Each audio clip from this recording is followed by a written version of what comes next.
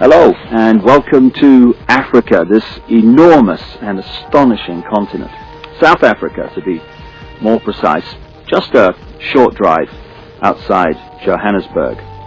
And I'm here to talk to a remarkable man, Credo Mutwa.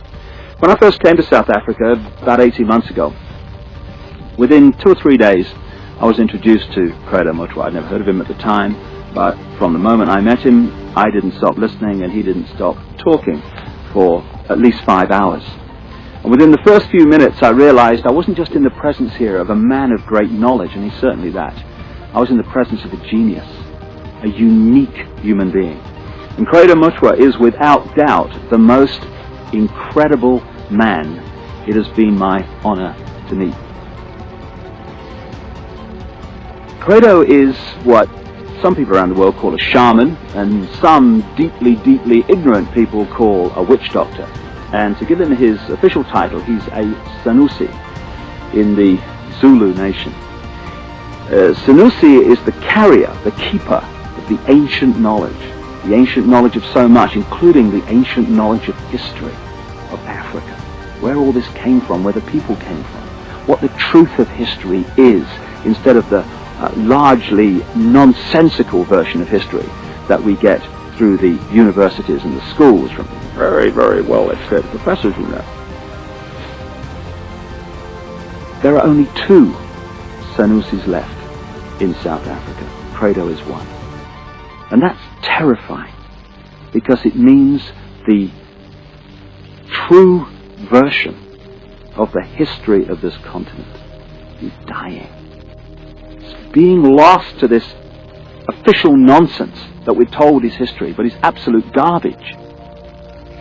History has been rewritten, and the people who can put that history together again are going out of this world as they age and are not replaced. So you're about to have, as I have, the enormous privilege of hearing this man talk and seeing his knowledge preserved for as long as the electronic medium exists. He is the official storyteller and keeper of the history, the knowledge of the Zulu people. But you know, knowledge is a very dangerous thing when you're trying to hold people down into a mind prison, you're trying to manipulate them, you're trying to control them. And so people like Credo Mutwa, who have the knowledge to rewrite history and therefore rewrite the present, they are very dangerous people to those that wish to control and suppress. This man has had endless threats to his life, endless attempts on his life, right up to the last few days. And he has upset the hierarchy of his own people as much as he's upset those others in other cultures and other races that wish also to suppress the truth for reasons of preserving their own religious domination or keeping people in ignorance. And so I come here to talk to Credo at length about many things, and this is a series of unique videos with a unique man. And what we're going to start out with is to concentrate on a bizarre story, an off-the-wall story, you would think, but one which he is confirming at every turn from his own background, his own unique knowledge of this continent. Over the last few years, as I've been trying to uncover how the world's controlled by a few people, which it is, and who those people are, it has emerged from my research that, bizarre as it may seem, a reptilian race from another world, interbred with humanity in the far ancient world, creating hybrid crossbreed bloodlines. You see references to these in the Old Testament and into endless of the ancient texts. In the Old Testament it talks about the sons of God, which in the original is sons of the gods, plural, interbreeding with the daughters of men to create the hybrid race, the Nephilim. These gods were the literal gods of the ancient people, and they used to sacrifice people literally to the gods. And these crossbreed bloodlines, as ancient accounts tell around the world, were put into the positions of ruling royal power in the ancient world.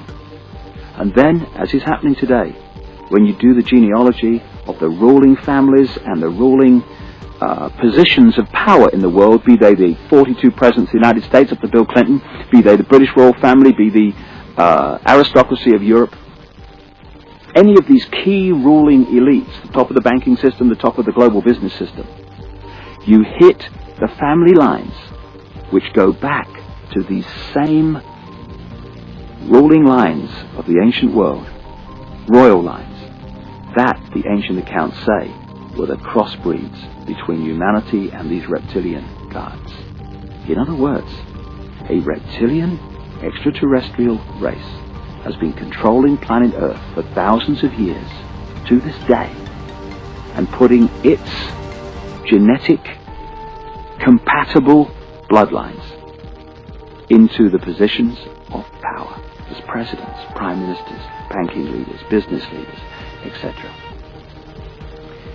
And this explains so many things, where we get the divine right of kings from, the divine right to rule because of the bloodline, the genetics. Why these ruling families of the aristocracy and the royal families have always incessantly interbred with each other, just as the Eastern establishment families of the United States do, that produce so many presidents and banking leaders and administrators of government in the United States. And astonishingly, bizarre as I keep saying, and